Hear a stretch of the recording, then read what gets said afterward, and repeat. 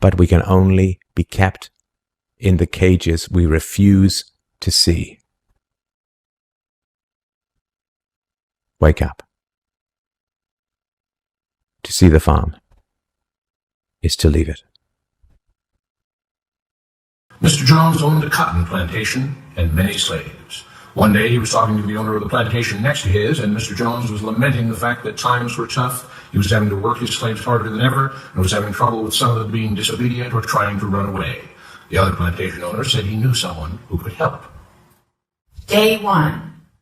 One day Mr. Jones called his slaves together so a man named Mr. Smith could talk to them. Before beginning, Mr. Smith whispered to Mr. Jones, "Whatever I say, do not contradict me or interfere, and I promise you your slave troubles will end." "My name is Mr. Smith," he said to the slaves, "and this may be the happiest day of your lives. From today forward, you will no longer be slaves, but free men." Mr. Jones was so shocked he started to step forward, but Mr. Smith gestured for him to remain silent. He did, only because the other plantation owner had spoken so highly of Mr. Smith's skills. "You are no longer the property of Mr. Jones," Mr. Smith continued. "You are free. No more will you be forced to labor for the benefit of Mr. Jones. Now you can work for yourselves." Now the slaves were all murmuring and looking at each other. Many were smiling, many were looking puzzled. "In fact, you are now free to leave the plantation whenever you want," Mr. Smith said. "However, since we are surrounded by other plantations, if you leave, some other plantation owner will likely claim you as his own the moment you set foot on his property. So I urge you not to risk your newfound freedom by doing something so foolish. Instead, I suggest that you stay here, no longer as slaves, but as willing participants and part owners of this plantation. Yes, this is now your plantation." Mr. Jones bit his tongue to keep from objecting. "For now, we might as well leave Mr. Jones in charge," said Mr. Smith, "since he's the only one with any experience at running a plantation, which is quite a complicated thing to manage. But he will no longer be your master, but just another worker on the plantation. In fact, he will now be using his organizational and management skills to serve you. Whatever problems you may have had with him before, you are now all equals, and you need each other to make this work. If we all cooperate and work together, we can all reap the benefits together. In honor of this happy occasion, I present you this new symbol of togetherness and cooperation, this flag, which shall be the emblem of the new free Jones plantation." He held up the new flag, but most of those listening were still too amazed to respond. "And this shall be our motto," Mr. Smith announced. "We work together as free men for our mutual benefit, pledging our allegiance to the Jones plantation, which stands for prosperity, liberty, and justice for all. To celebrate, everyone has the rest of the day off. Enjoy your freedom, do as you please, and be back here tomorrow morning, bright and early, so that we may begin work on this great and noble new endeavor as equal free men." Finally convinced that Mr. Smith was serious, the former slaves applauded and cheered. Day 2. "We all want this plantation to do well," Mr. Smith said at the beginning of the next meeting, "so we can all share in the benefits. We all know that it takes a lot of effort to make a cotton plantation work. Just because you're all free doesn't mean you can stop working. In fact, since you're now working for yourselves, I expect you to work even harder than ever before, but now with pride and joy, knowing that you're working for yourselves. Of course, there still have to be rules. If everyone just does whatever he wants, the plantation won't produce anything. This experiment will fail and we'll all starve. You should be thankful that Mr. Jones has agreed to stay on to lend his knowledge and skills to this endeavor, and I trust you will all do your own part to make this work. Several of you have been chosen to act as project supervisors to manage different aspects of the operation, to make sure everyone is doing his assigned job, to make sure that the rules are followed, and so on. The rest of you may head out in the fields to start your first day of work as free men." Day 3. The next morning, Mr. Smith had a grim expression on his face as the daily meeting began. "I have an unpleasant duty to do today," he said. "Yesterday, Charles was caught keeping some of the cotton he picked, presumably to sell for his own personal profit. That is against the rules. That is stealing. For that, Charles must be punished." Two men tied Charles to the whipping post. "I take no joy in this," Mr. Smith continued, "but you must understand, if we do not maintain order, if we do not have rules that we all abide by, then the plantation will fail, and we will all suffer." The whip cracked against Charles' back. "But if we all pitch in for the common good, then we can all prosper. Being free doesn't mean you should be selfish and greedy. We must each do our assigned duties and obey the rules, and then we can all benefit, and each of you will receive your appropriate share of the profits." A young man named Samuel stepped forward. "But if you and Mr. Jones decide the rules and whip us if we disobey, how is that any different from what we had before?" "How can you say that?" Mr. Smith asked. "I'm shocked. You were a slave before, and now you're free. Things still need to be managed and organized by those best qualified to do so. Do you know how to run a plantation, Samuel?" "Well, no," he answered. "But if we're free, why do we get no say in what the rules are and how things work?" I'm surprised at your ingratitude, Mr. Smith answered. None of you know how a plantation is run, so you're in no position to be making decisions about how things are done here. You don't seem to appreciate all the things that Mr. Jones provides for you, from protecting you from all the outside threats you know nothing about, those who would come here, capture and enslave you, if not for Mr. Jones' protection, to making sure that you all have food and housing, tools to work with, that you're cared for when sick and injured, and so on. There wouldn't be a plantation at all, no cotton to pick, no land to plant and harvest, if not for him. You should be grateful that he's made possible the level of comfort you now have. Your lives would be far worse if not for him. Nevertheless, as free and equal participants in this endeavor, from now on at each meeting, any worker may have 2 minutes to ask questions or voice suggestions or complaints.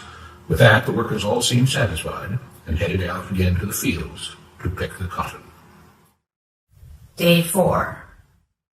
I have a big announcement, Mr. Smith said as the daily meeting began. Mr. Jones' cousin is here, and not just to visit and see how our project is coming along. It has been decided that from now on, you will be deciding who will manage the plantation. Of course, this job can't be done by just anyone, but every 3 months we will have a special meeting at which all the workers will vote on whether we think Mr. Jones should run the plantation or whether we think his cousin, Mr. Johnson, should run the plantation.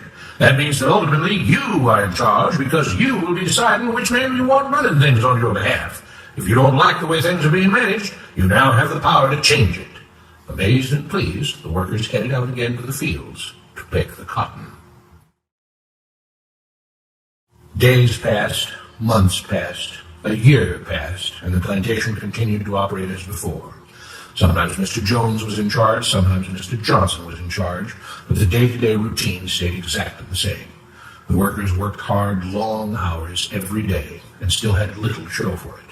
Every day the meeting would begin with them all reciting the Jones Plantation motto, "We work together as free men for our mutual benefit, pledging our allegiance to the Jones Plantation, which stands for prosperity, liberty, and justice for all."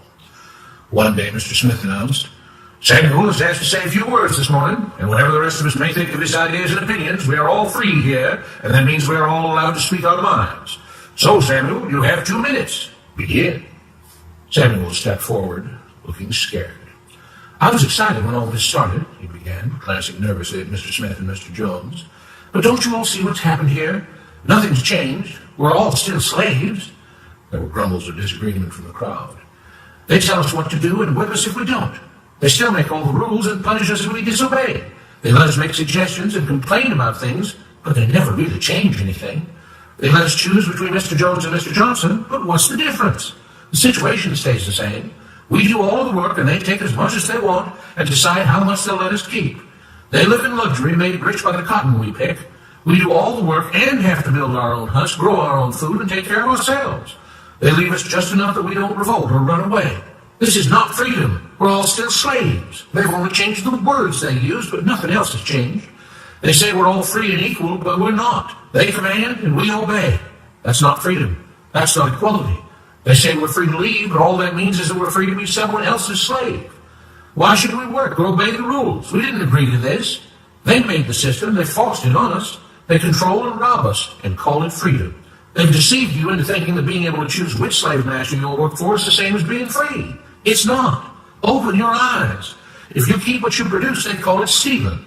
When they take what you produce, they call it sharing and fair distribution. Can't you see that this is all your time? Ease up, Samuel, Mr. Smith announced calmly. At his gesture, 2 supervisors grabbed Samuel by the arms and led him to the whipping post. "I'm sorry, Samuel, but you've broken the rules. There are rules against encouraging others not to work and encouraging others to break the rules. You're only hurting all of us with your discontentment and your complaining and your disobedience." The whip fell and Samuel let out a grunt. "Without rules, without order, all would be lost. Without law, there would be chaos. We can't just behave as wild animals, each doing whatever he pleases. We must all follow the plan and all do our duty for the betterment of everyone. And those who do not must be punished." The whip fell again and blood flowed freely from Samuel's back.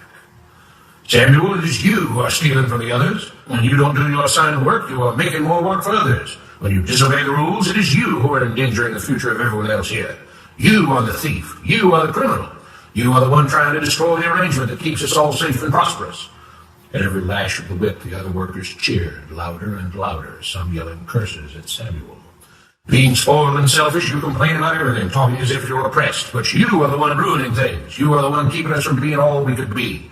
It is your greed and your rebelliousness that is hurting all of us. They all play by the rules, Mr. Smith said, gesturing at the others. What makes you think that you don't have to? You think you're above the law? There were loud yells of agreement as the whip fell again. We must maintain order, Mr. Smith proclaimed, to make this plantation great, to make it so that we can all be happy and prosperous. To have the society we want, there have to be rules. We all have to contribute our fair share to this great endeavor, and we cannot tolerate actions and attitudes that seek to undermine the amazing things that together as free men we have achieved and will continue to achieve. Mr. Jones was smiling as he gave Mr. Smith a pat on the back. The crowd was cheering.